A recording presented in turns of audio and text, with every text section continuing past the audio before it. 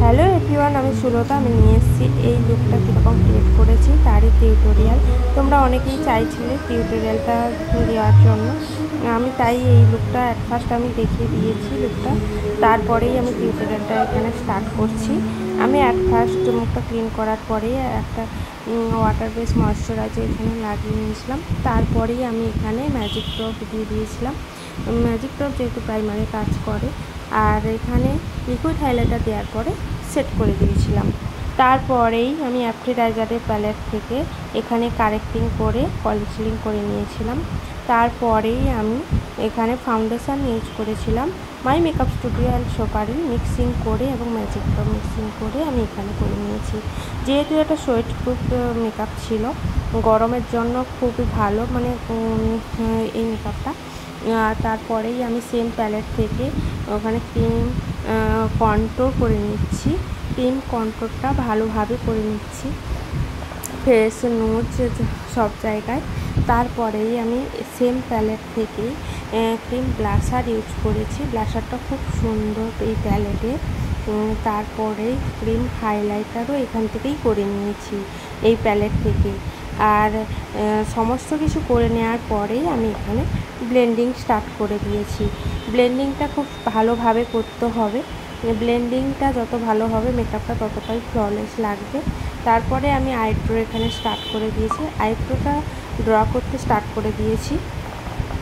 আইব্রোটা draw হয়ে যাওয়ার পরেই আমি এখানে সপারেলের পাউডার দিয়ে সেট করার আগেই ব্লেন্ডার দিয়ে ভালো করে ব্লেন্ড করে যেগুলো চোখের তলায় বা নিচে ভালো করেই আমি এখানে সমস্ত জায়গায় সপারেলের পাউডার লাগিয়ে নিয়েছি।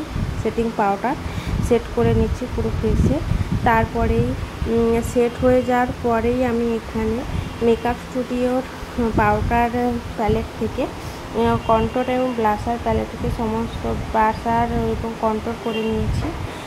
কন্ট্রোল হয়ে যাওয়ার পরেই আমি এখানে আই মেকআপ স্টার্ট করে দিয়েছি। এর আগেই আমি আইব্রোটাকে ড্র করে রেখেছিলাম। তারপরেই আমি এখানে কনসিলার দিয়ে ভালো করে এখানে সেট করে নিচ্ছি। তারপরেই সেট করে নেওয়ার পরেই আমি এখানে আই মেকআপটা স্টার্ট করে দিব। দুটো আইতে ভালোভাবে সেট করে নিয়েছি। তারপরেই আমি এখানে আই মেকআপটা স্টার্ট করব। আই মেকআপটা ছিল একটা স্মোকি আই, তাই আমি এখানে স্মোকি আই করা স্টার্ট করে দিয়েছি। স্মোকি আই জেলটা করে নেওয়ার পরে শ্যাডো দিয়ে ভালো করে ব্লেন্ডিং করে নিয়েছি। তারপরে পুরো মেকআপটাকে আমি ম্যাকের সেটিং স্প্রে দিয়ে ভালো করে সেট করে নিলাম। এটা সেটিং এবং ফিক্সার।